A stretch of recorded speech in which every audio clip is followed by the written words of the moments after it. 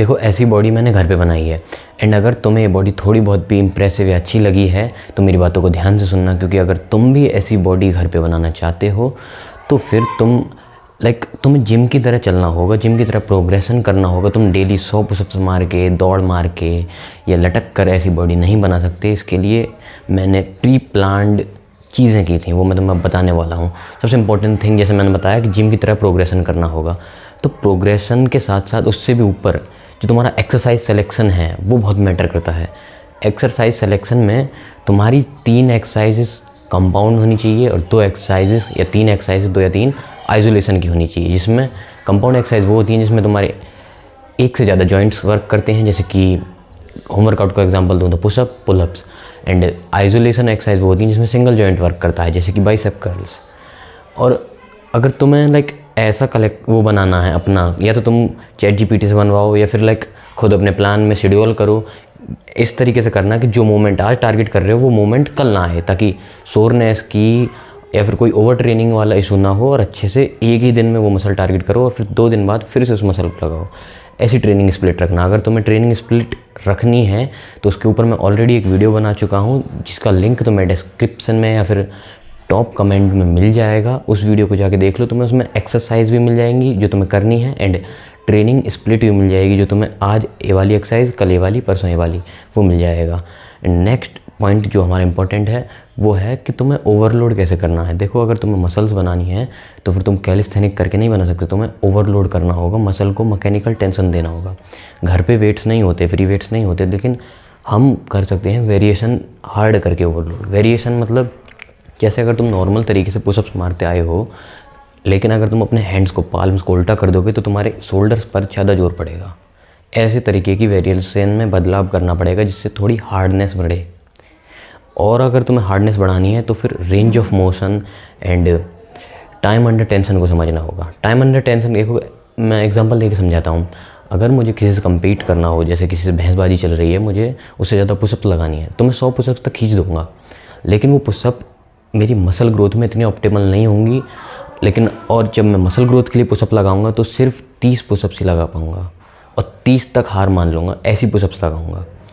और वो पुशअप में फ़र्क क्या होगा, 100 भी लगा सकता हूँ, 30 भी लगा सकता हूँ, लेकिन 30 वाली ज़्यादा ऑप्टिमल मसल ग्रोथ के लिए कैसे। सबसे इम्पॉर्टेंट, 30 वाली पुशअप में मैं रेंज ऑफ मोशन ज़्यादा लूँगा, एक जिसमें हम ऐसे बस आधा आधा मारते हैं, लेकिन मैं पूरी पुशअप मारूंगा और साथ में और ज़्यादा रेंज ऑफ मोशन के लिए मैं ईंट ले लूँगा, यानी कि ज़मीन पर ईंट रख दूँगा, जिससे ज़्यादा और ज़्यादा चेस्ट स्ट्रेच कर सकूँ और ऊपर तक आऊँ तो और ज़्यादा ऊपर तक आने के लिए मुझे लेंथ मिले, जिससे चेस्ट पर ज़्यादा टाइम तक लोड पड़ेगा। और ये जो रेंज ऑफ मोशन वाली बात है, तो मैं सारी एक्सरसाइज पे करनी है, अपने तरीके से रेंज ऑफ मोशन बढ़ाना है। एंड साथ में टाइम अंडर टेंशन में तुम्हें थोड़ा सा स्लो होना पड़ेगा। मैं ऐसा नहीं कह रहा हूँ कि बहुत स्लो हो जाओ और उस एक रैप को मारते में ही तुम पूरी जान निकाल दो, वो नहीं करना। तुम्हें बस कंट्रोल रखनी है मूवमेंट। तुमने फिजिक्स में पढ़ा होगा ना कि अगर हम अपने वेट को ऐसे ही छोड़ देंगे तो वो ग्रेविटी के इन्फ्लुएंस में आके खुद चले जाएगा। तो हमारी मसल पे टेंशन नहीं पड़ा, ग्रेविटी ने खींचा, तो हमें खुद जाना है। जैसे हम पुशअप नीचे जा रहे हैं तो हमें झटके से नहीं छोड़ना, अपने कंट्रोल में अपना वेट छोड़ना है और अपने कंट्रोल में ही धक्का देना है। कॉन्सेंट्रिक मूवमेंट में तो ये हो जाता है जब हम धक्का देते हैं, पुश करते हैं या फिर ऊपर उठाते हैं वेट को, लेकिन जब ग्रेविटी की तरफ जाते हैं तब कंट्रोल करना रहता है। तब थोड़ा सा कंट्रोल कर लेना है, बस ज़्यादा देर तक मत रुकना। बस तुम्हारे हाथ में या जो भी तुम एक्सरसाइज कर रहे हो उसमें वेट तुम्हारे कंट्रोल में होना चाहिए, इतना ध्यान रखना। एंड और तुम कुछ कर सकते हो हार्डनेस बढ़ाने के लिए, तो तुम्हारे रैप्स और सेट्स को बढ़ाना। मैं पहले रैप्स और सेट्स में ही खेलता था और कई बार रैप्स नहीं लग पाते तो मैं एक और सेट लगा लेता था, जैसे कि पुशअप्स के 3 सेट एंड 3 वेरिएशन पुशअप की 3 सेट, यानी कि टोटल 9 हो गए। इतनी हार्डनेस, मैं इतना ओवरलोड ऐसे लेके चलता था। कभी कभी तो जब मैं लास्ट टाइम जब मैं कर रहा था वर्कआउट, तो और हार्डनेस बढ़ाने के लिए मैंने 4-4 सेट्स कर लिए थे। एंड यही चीज़ मैंने उस वीडियो में एक्सप्लेन की है, जिसका मैं लिंक डाल दूंगा कमेंट में, वो तुम देख लेना। एंड एक और चीज़ जो कि सबसे ज़्यादा इंपॉर्टेंट है ओवरलोड के लिए, वो है वेट।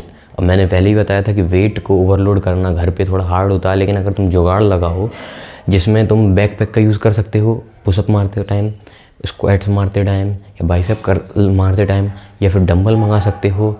डंबल में खैर ऐसे डंबल मंगाना जिसमें तुम और ज़्यादा प्लेट ऐड कर सको, या फिर खुद भी डंबल बना सकते हो, लेकिन तुम्हें उनमें और वेट ऐड करना होगा टाइम टू टाइम, क्योंकि जैसे जैसे तुम्हारी मसल और स्ट्रॉन्ग होंगी तुम्हें और ज़्यादा वेट की ज़रूरत पड़ेगी, तभी मैकेनिकल टेंशन अच्छे से बिल्ड होगी।